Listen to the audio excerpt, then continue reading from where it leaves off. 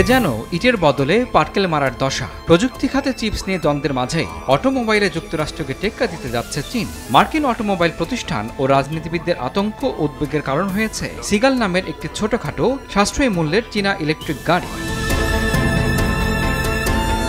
মূলত গেল বছর চীনের অটোমোবাইল প্রতিষ্ঠান BYD এই গাড়ি বাজারে আনে। সিগাল গাড়ির দুইটি মডেল চীনে $10,000 ও $12,000 বিক্রি হচ্ছে। বিশেষজ্ঞদের মতে এই গাড়ির ফিচার এবং নির্ভরযোগ্যতা এর চেয়ে 3 গুণেরও বেশি দামে বিক্রি হওয়া মার্কিন গাড়ির চেয়েও বেশি।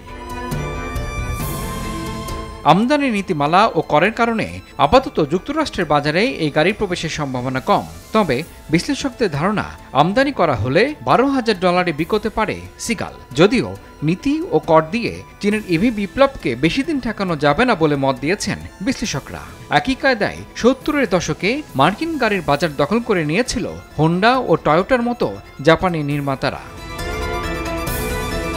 এবার চীনের BYD-কে বলা হচ্ছে বিল্ড ইয়োর ড্রিমস। এই ড্রিম স্লোগানই মার্কিন অটোমোবাইল খাতের জন্য দুঃস্বপ্ন হয়ে দাঁড়াতে পারে, এমনই মন্তব্য করেছেন অটোমোবাইল বিশেষজ্ঞরা। প্রতিদ্বন্দ্বী হিসেবে চীনা নির্মাতার দিকে যদি কোনো প্রতিষ্ঠান মনোযোগ না দেয়, তাহলে তারা যখন বাজারে আসবে তখন সেসব প্রতিষ্ঠান নির্মূল হয়ে যাবে। BYD মার্কিন বাজারে প্রবেশ করবে কিনা সেটা প্রশ্ন নয়, কবে করবে সেটাই এখন প্রশ্ন। এর সাথে সুর মিলিয়েছেন টেসলার প্রধান নির্বাহী ইলন মাস্ক। এ বছরের শুরুতেই তিনি চীনের ইভি নিয়ে সতর্ক করেছেন অটোমোবাইল খাত সংশ্লিষ্টদের। আর চীন সফরে গিয়ে তিনি স্পষ্টই বলেছেন, সামনে আসছে ইভির যুগ। চীনা ইভি এতটাই উন্নত যে বাণিজ্যিক প্রতিবন্ধকতা না থাকলে তারা বিশ্বের অন্য সব অটোমোবাইল প্রতিষ্ঠানকে দুমড়ে মুচড়ে দেবে।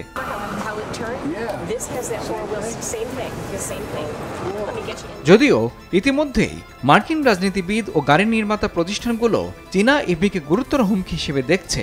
বাইডেন প্রশাসন চীন থেকে আমদানি করা ইভির উপর 100% শুল্ক আরোপ করবে বলে প্রত্যাশা করছে সংশ্লিষ্টরা।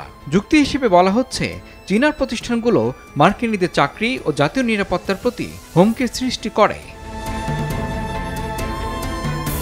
সিগালের সর্বোচ্চ গতিবেগ ঘন্টায় 130 কিলোমিটার, যা এটিকে মহাসড়কে চলার উপযোগিতা দিয়েছে বলে মন্তব্য করেছেন সংশ্লিষ্টরা।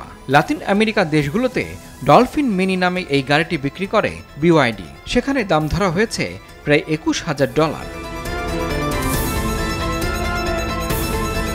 এখন দেখার বিষয়, আসছে সময়ে চীনা ইভিকে চ্যালেঞ্জ জানাতে কী প্রস্তুতি নেয় মার্কিন যুক্তরাষ্ট্র। ইমরুল হাসান, RTV।